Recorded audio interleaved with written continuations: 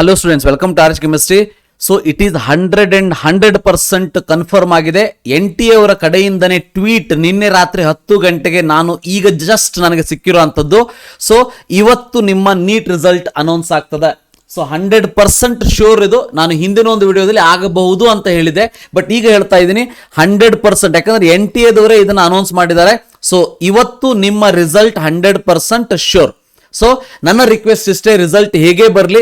So ಒಂದು point ಅನ್ನು ಗೊತ್ತಿರಲಿ, ಈ ರಿಸಲ್ಟ್ ಬರೋದಕ್ಕೆ ನಿಮ್ಮಿಂದ ಏನು ಎಫರ್ಟ್ಸ್ ಹಾಕಿದಿರಿ, ಅಂದ್ರೆ ನೀವೇನು ಎಫರ್ಟ್ಸ್ ಹಾಕಿದಿರಿ ಅದಕ್ಕೆ ತಕ್ಕನಾದ ರಿಸಲ್ಟ್ ಇವತ್ತು ಬಂದಿರ್ತದೆ.